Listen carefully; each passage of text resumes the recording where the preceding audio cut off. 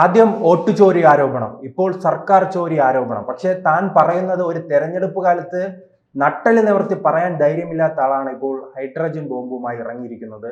അദ്ദേഹം എല്ലാം തമാശ രൂപേണ ആണ് എല്ലാവരും കാണാനുള്ളത്. കാരണം ഇദ്ദേഹം പറയുകയാണ് ഈ സർവേകളിലെല്ലാം കോൺഗ്രസ് വിജയിക്കുമെന്ന് പറഞ്ഞു, പക്ഷേ തെരഞ്ഞെടുപ്പ് ഫലം വന്നപ്പോൾ തങ്ങൾ തോറ്റുപോയെന്നാണ് പറയുന്നത്. അതെ, കാരണം കുറേ ബോംബ് കൊണ്ടുവന്നു പലപ്പോഴായിട്ട്. ഇതൊക്കെ പടക്കങ്ങളായിരുന്നു പിൽക്കാലം, നനഞ്ഞ പടക്കം. കാരണം അത് പിന്നെ പൊട്ടില്ല. ഓരോ സമയത്തും വന്നൊരു എന്തെങ്കിലുമൊക്കെ പറയുന്ന ഒരു ജോക്കർ എന്ന് പറഞ്ഞ തെറ്റുണ്ടാവില്ല ഇത്.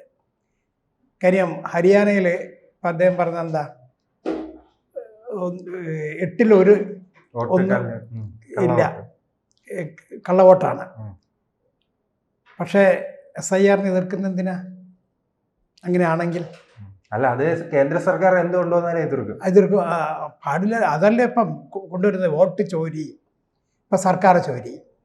ഇത് പറയുന്ന സമയത്ത് എന്തെങ്കിലും ഒരു മാന്യത വേണ്ടേ പറയുമ്പോൾ? അല്ല, ഈ കള്ള വോട്ടും ഇത്തരം സംഭവങ്ങളെല്ലാം നടന്നപ്പോൾ അവിടെ പണ്ട് കോൺഗ്രസിന് അധികാരമുണ്ടായിരുന്ന സ്ഥലമാണ്.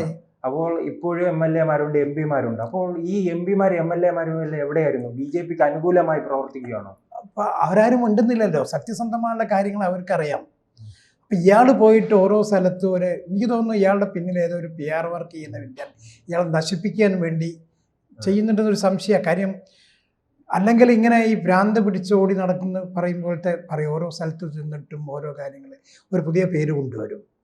വോട്ട് ചോരി കൊണ്ടുവന്നു, ഇപ്പോൾ സർക്കാർ ചോരി. അപ്പം ഇതെന്താണ് ഇതിൻ്റെ അർത്ഥം എന്ന് മനസ്സിലാകുന്നില്ല. വേറെ ആരും പറയുന്നുമില്ല. ഇയാൾ പറയുന്നത് ഏറ്റുപിടിക്കാൻ നടക്കുന്ന ചില ഇന്ത്യ മുന്നണിക്കാരുണ്ട്. പക്ഷെ അതത് സ്ഥലത്ത് ഇതൊന്നും വില പോകുന്നില്ല എന്നുള്ളതല്ലേ ഒരു വാസ്തവം. പിന്നെ ആൾക്കാർ തെറ്റിദ്ധരിപ്പിക്കാൻ പറ്റും. കുറേ ആൾക്കാരെങ്കിലും ഇയാളെ സ്ഥിരം പരിപാടിക്ക് വരുന്നത് പോലത്തെ കൊണ്ടുവന്ന് വെക്കുന്ന ആൾക്കാരുണ്ട്. അവർ ഇയാളെ പൊക്കി നടക്കുന്ന ആൾക്കാരാണ്. ആ ആളുകൾ വന്ന് ഇയാളെ പരിപാടിയിൽ കൈയടിച്ച് കാര്യങ്ങൾ പറയുന്നതല്ലാതെ അവരെ പാർട്ടിക്കാരിൽ ഒരു 60% ആൾക്കാർ, 70% ആൾക്കാരും പാർട്ടിക്കാർ ഇതിനെക്കുറിച്ചൊന്നും പറയുന്നില്ല, ഈ കാര്യങ്ങൾക്കൊന്നും. ഇപ്പം നേരത്തെ നിങ്ങൾ പറയുന്നത് ബീഹാറിൽ പോലും ഇദ്ദേഹം പറയുന്ന കണ്ടിട്ടില്ല. ഇല്ല, ബീഹാർ തെരഞ്ഞെടുപ്പിന് ഇപ്പം അടുത്ത ദിവസം ഇറക്കിയത്. കാരണം അവർക്കറിയാം ഈ ജോക്കർ എന്തെങ്കിലും വിളിച്ച് പറഞ്ഞു കഴിഞ്ഞാൽ കിട്ടുന്നതും കൂടി ഇല്ലാതെയാവുന്നുള്ള തോന്നൽ ഇന്ത്യ മുന്നണിയുടെ ബാക്കിയുള്ള ആൾക്കാർക്കുണ്ട്. കാരണം കോൺഗ്രസ് നേതൃത്വം കൊടുക്കണമെന്ന് പറയുന്ന സമയത്ത് കോൺഗ്രസ് എങ്ങനെയാണ് നേതൃത്വം കൊടുക്കുന്നത്? കാരണം കോൺഗ്രസിനേക്കാളും ഭൂരിപക്ഷം വളരെ 20 സീറ്റല്ലേ കൊടുത്തിട്ടുള്ളൂ മത്സരിക്കാൻ. ഏതായാലും 30-ന്റെ താഴെയാണ്. അങ്ങനെയാണെങ്കിൽ കോൺഗ്രസ് ആണോ നേതൃത്വം കൊടുക്കുന്നത് അവിടെ? അല്ല, കോൺഗ്രസിന് നിലവിൽ 50 സീറ്റുണ്ട്. കൂടുതൽ മത്സരിക്കുന്നുണ്ട്. അവർക്ക് ലഭിക്കുന്ന സീറ്റിന്റെ എണ്ണമാണ് 17, 15, 6. അതെ, എന്താണെങ്കിലും ശരി, അവിടെ തേജസ്വി യാദവാണ്. അയാളെ കൈപ്പിടിയിൽ ഒതുക്കിക്കുകയാണ് ഇവരെല്ലാവരെയും. അയാൾ പറയുന്നത് പോലെ കേട്ടിട്ടില്ലെങ്കിൽ ഇവരാരും മത്സരരംഗത്ത് പോലും ഉണ്ടാകുന്നത് അറിയാം. അതുകൊണ്ട് കൊടുത്തത് കൊണ്ട് തൃപ്തിപ്പെട്ട് പോകുന്ന ഈ ഹൈഡ്രജൻ ബോംബ് പൊട്ടിച്ച സ്ഥിതിക്ക് ഒരു കാര്യം ഉറപ്പായി, ഇദ്ദേഹത്തിന്റെ ഉടൻ തന്നെ ഒരു വിദേശയാത്ര ഉണ്ടാവും. കാരണം അവിടെ പോയിട്ടാണല്ലോ കാര്യങ്ങൾ ചെയ്യുന്നത്. വിദേശത്ത് പോകുന്ന എന്തിനാണെന്ന് അറിയില്ല, പെട്ടെന്ന് ഒളിച്ചോടും പോലെ പോവുകയാണ്. അവിടെ പോയിട്ട് ആരോ എന്തോ പറഞ്ഞു കൊടുക്കും. ആ പറഞ്ഞു കൊടുക്കുന്നതനുസരിച്ച് ഇവിടെ കൊണ്ട് വീണ്ടും പോണത് കാര്യം അറിയില്ല, വരുന്ന അറിയില്ല. നമ്മൾ ഊഹിക്കണം, ഇങ്ങനത്തെ ഒരു ഇത് പൊട്ടിച്ചു കഴിഞ്ഞാൽ ഹൈഡ്രജൻ ബോംബ് എന്ന് പറഞ്ഞിട്ട് ഇയാൾ പൊട്ടിച്ചിരുന്നു എന്ന് പറയുന്ന നനഞ്ഞ പടക്കം, പൊട്ടാത്ത പടക്കം, അത് പറഞ്ഞു കഴിഞ്ഞാൽ ചിന്തിക്കണം, ഇയാൾ ഒരു 10 ദിവസത്തിനുള്ളിലോ 15 ദിവസത്തിനുള്ളിലോ ഇയാൾ ഇവിടുന്ന് ഒളിച്ച് ഓടുക എവിടെയെങ്കിലും. അങ്ങനെ ഇപ്പോൾ ആൾക്കാർക്ക് അറിയാൻ പറ്റുന്നുള്ളൂ. കാരണം ആരോടും പറയുന്നില്ല പോണത്, ഉദ്യോഗസ്ഥരറിയുന്നില്ല, ഇവരാരും അറിയുന്നില്ല. അപ്പം ഇയാൾ പിന്നെ തിരിച്ചു വന്നിട്ട് ഇങ്ങനത്തെ എന്തെങ്കിലും പപ്പടാച്ചി പറയുന്ന സമയത്താണ് ആളുകൾ അറിയുന്നത്. ഏതായാലും പക്ഷേ ഈ നമ്മുടെ ജനാധിപത്യത്തിന്റെ രീതിയിൽ ചിന്തിക്കുമ്പോൾ ഇദ്ദേഹം മണ്ടത്തരം വിളിച്ചു പറഞ്ഞാലും ഇത് ചില സാധാരണക്കാരെ സ്വാധീനിക്കില്ലേ? സാധിക്കും. അപ്പോൾ വോട്ട് ചെയ്യാൻ പോകില്ല ആൾക്കാർ. വോട്ട് ചെയ്യാൻ പോകുന്നത് കുറ്റമാണ്. ശരിക്കും ചെയ്യാൻ പോകാത്തത് കുറ്റമാണ്. ആ കുറ്റത്തിൻ്റെ കാരണക്കാരാരാന്നുള്ള നിലയ്ക്ക് ഇയാളെ പേരിൽ കേസ് എടുക്കേണ്ടതാണ്. ജനാധിപത്യ രീതിക്ക് വോട്ടവകാശം ഏറ്റവും പ്രധാനപ്പെട്ടതാണ്. അതിനു വേണ്ടിയിട്ട് ഈ ഇലക്ഷൻ കമ്മീഷൻ അടക്കം ബോധവൽക്കരണ പദ്ധതികൾ ആവിഷ്കരിക്കാറുണ്ട്. എല്ലാവരും വോട്ട് ചെയ്യാൻ പോകണമെന്നും പറഞ്ഞിട്ട് എല്ലാ രാഷ്ട്രീയക്കാരും ഇത് ചെയ്യാറുണ്ട്, വിവിധ സംഘടനകൾ ചെയ്യാറുണ്ട്, മതങ്ങളത് ചെയ്യാറുണ്ട്, സമുദായ സംഘടനകൾ ചെയ്യാറുണ്ട്. എല്ലാവരും വോട്ടവകാശം വിനിയോഗിക്കണം എന്നാണ് പറയുന്നത്. ആരും വോട്ട് ചെയ്യാതിരിക്കാൻ പാടില്ല. അതുകൊണ്ട് സർക്കാർ തന്നെ, ഇലക്ഷൻ കമ്മീഷൻ തന്നെ പദ്ധതികൾ ആവിഷ്കരിച്ചിട്ടുണ്ട്. വോട്ട് ഇപ്പം പ്രായമായിട്ടുള്ള ആൾക്കാർക്ക് അവർക്ക് വോട്ട് അവിടെ പോയി ചെയ്യാനുള്ള അതുപോലും ചെയ്യുന്നുണ്ട് ഇപ്പം. അല്ല, അതോടൊപ്പം തന്നെ മറ്റൊരു കാര്യമുണ്ടല്ലോ, ഇദ്ദേഹം പറയുന്ന എൻ്റെ തെളിവുകളുണ്ട്, മാധ്യമങ്ങൾക്ക് മുൻപിൽ എന്തോ എല്ലാം വിളിച്ചു പറയുന്നു. പക്ഷെ എന്തുകൊണ്ട് കോടതിയെ സമീപിക്കുന്നില്ല? അതല്ലേ ഇയാൾ പറയുന്നത് മുഴുവൻ തോന്നിവാസം വിളിച്ചു പറയാന്ന് പറഞ്ഞാൽ ആ വാക്കായിരിക്കും ഏറ്റവും പറ്റുന്നത്. തോന്നിവാസം വിളിച്ചു പറയാം, കോടതിയെ സമീപിക്കുന്നില്ല. അപ്പോൾ തെളിവുകളില്ലാത്ത കാര്യങ്ങൾ ആണ് ഇദ്ദേഹം അവതരിപ്പിക്കുന്നത് മുഴുവൻ. പക്ഷേ ഈ കാര്യത്തിൽ ചെയ്യേണ്ടത് ഇയാൾ വോട്ട് ചെയ്യാൻ ആൾക്കാരെ വോട്ട് ചെയ്യാറാക്കാനുള്ള ശ്രമം. അവിടെ പോയി വോട്ട് ചെയ്തുകൊണ്ട് പ്രയോജനമൊന്നുമില്ല, ഏറ്റവും കൂടുതൽ കള്ളവോട്ടാണ്.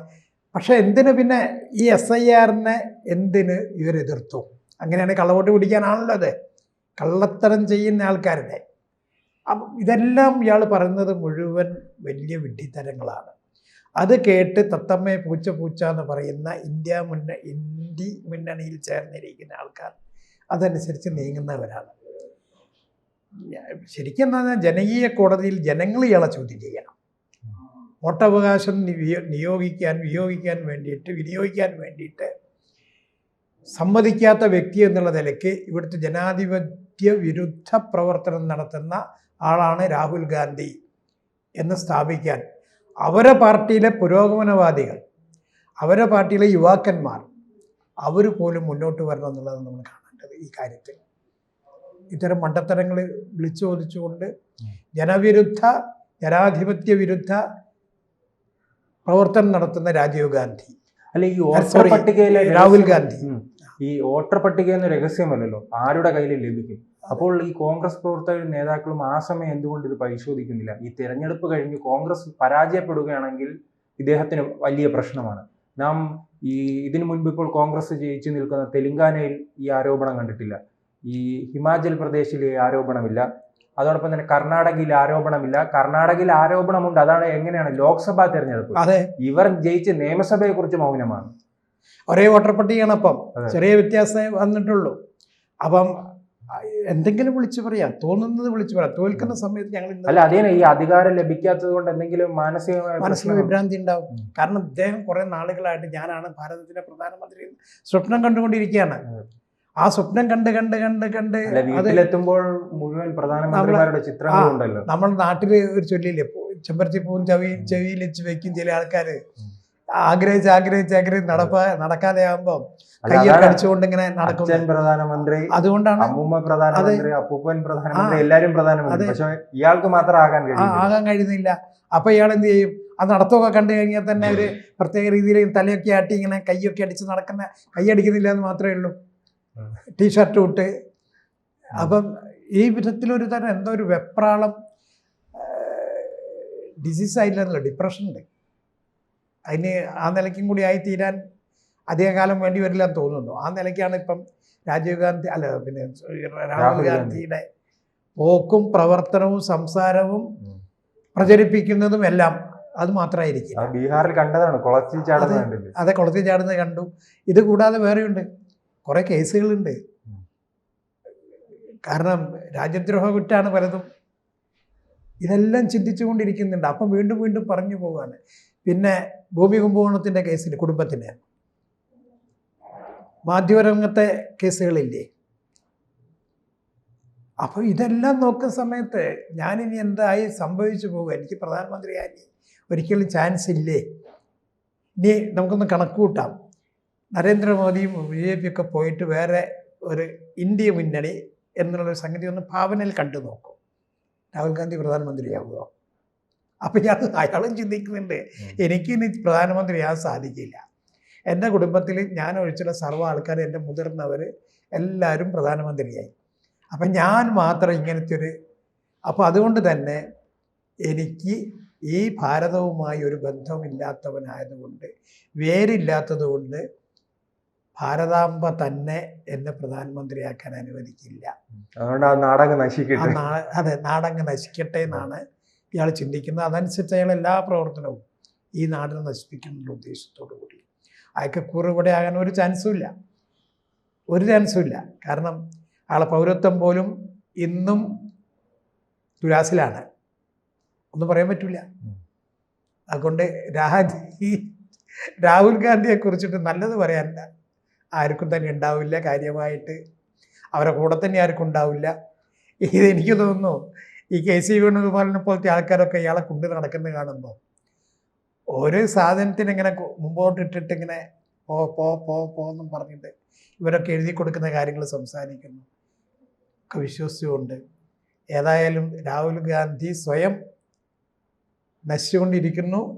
അതും ആളുകളിൽ ഒരു പരിഹാസപാത്രമായിക്കൊണ്ട് നശിച്ചുകൊണ്ടിരിക്കുന്നു. അതേ പറയാൻ പറ്റൂ. കൂടുതൽ വാർത്തകളും വിശേഷങ്ങളും നിങ്ങളിലേക്ക് എത്താൻ ABC മലയാളം സബ്സ്ക്രൈബ് ചെയ്യുക, ബെൽ ബട്ടണും അമർത്തുക.